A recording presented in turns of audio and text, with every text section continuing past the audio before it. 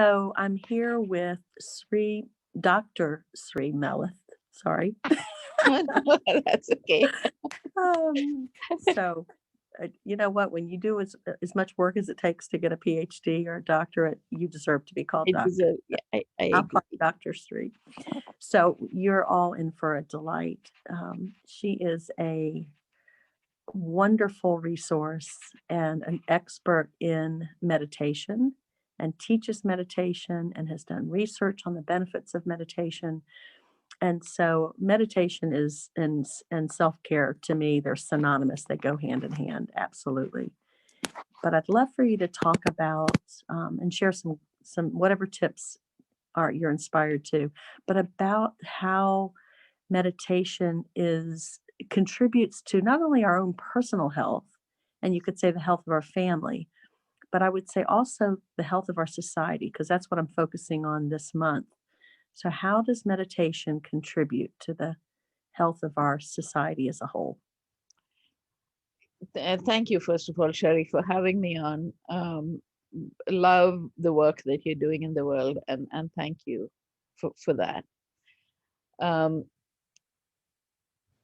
one of the tenets in Hinduism, and I think it's there in all of the mystic parts of all religions, is a phrase in Sanskrit called Tattvamasi, right, which means that art thou. In a certain sense, the way I interpret that is the world is a reflection of you. Mm, I love that. So if if you are restless and angry and have violent tendencies inside you, you Mhm, see that reflected out in the world. mhm, And the reason is not as punishment, but it is to show you what you need to heal within you, right? mhm, And so one of the ways in which we can help bring about a calmer, more peaceful, more loving world outside us is by becoming more peaceful, more calm, and more loving within.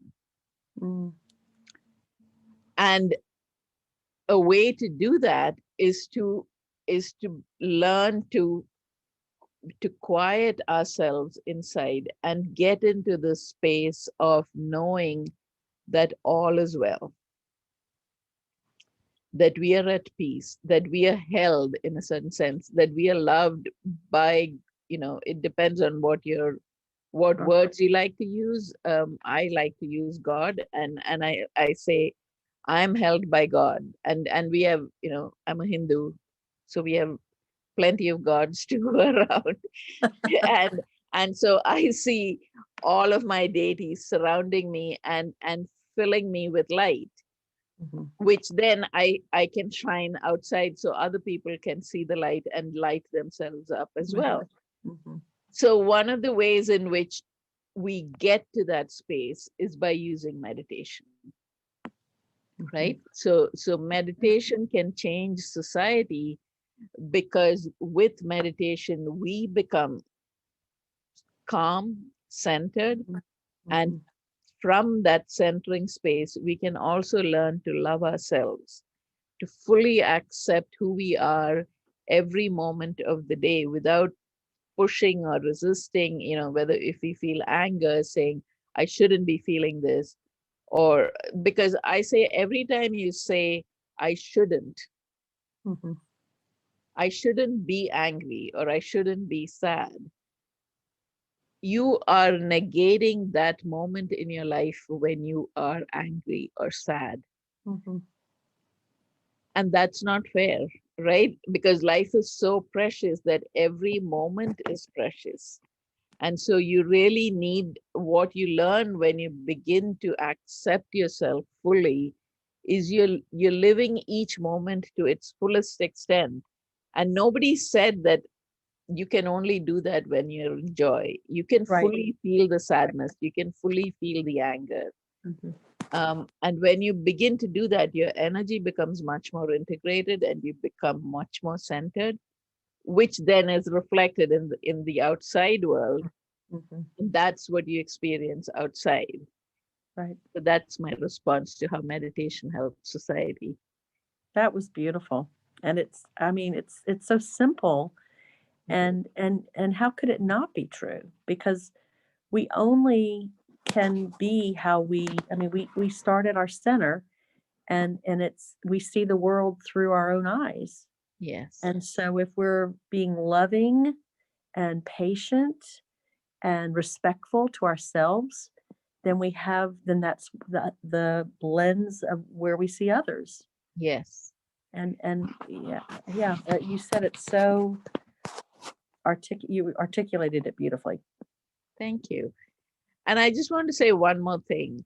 We tend to think, I had published an article in the Elephant Journal in 2016. This was just after the Orlando massacre. Mm-hmm. And so we've just been through a really tumultuous election, right? And what I realized, it's called um, "We Are What We See" or something like that. I can send you the link in the.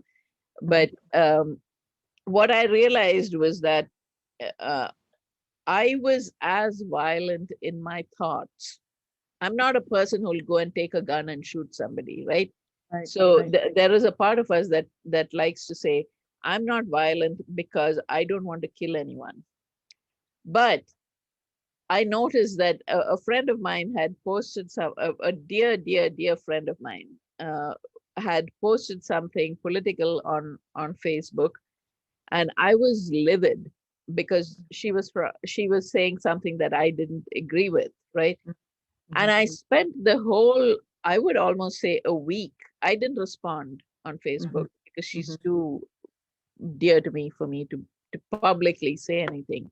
Right, And I right. didn't even text her, but inside me, I was so angry. And I was having all of these arguments with her.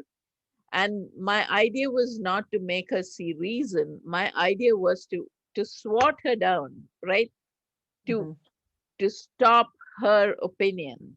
Hmm. And when Orlando happened, I suddenly realized that is as violent as Hmm. killing a person. Because essentially, what I'm saying is that you don't deserve to exist with the opinions and ideas that you have.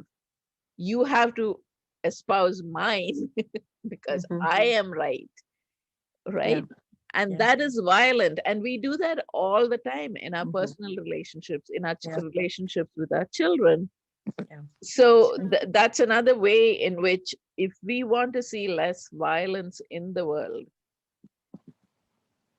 if we are able to get, again, if we are able to get to that center in meditation, and from there be able to open our hearts and just let people be who they are, like hold them in that Hmm. loving light, Hmm. saying, I'm accepting you in this moment in your life, just as I accept myself.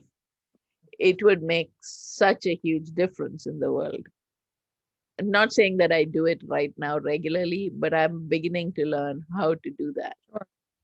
Yeah, we never stop learning. We never stop Yes. going deeper and um, integrating it more and more. Yeah, I agree. I think I've caught myself too, where, I get so angry, and I know you don't know it in the moment, but I do know from my wisdom that it's because of a fear. We get so, our buttons get pushed about something that is a belief, and we have such fear around a particular truth, and it upsets it assaults our very sense of what's right and wrong in the world, whatever that is. We all have different opinions, and that's where all this polarization comes from. Yeah. It And assaults, yeah. it sort of assaults our sense of identity, right? Mhm. It's like I believe in this so much that if you tell me that what I believe is wrong, that means I don't exist as I believe in myself. Right, And right. it's Mhm, really a battle of existence that's mhm, going on there. mhm. And Yeah. if those of us who are into practices like meditation are able to hold people more, including ourselves, Mhm. um, and love ourselves and others more exactly as they are without demanding change, Mhm. it does make a difference in the world. Yeah. Yeah.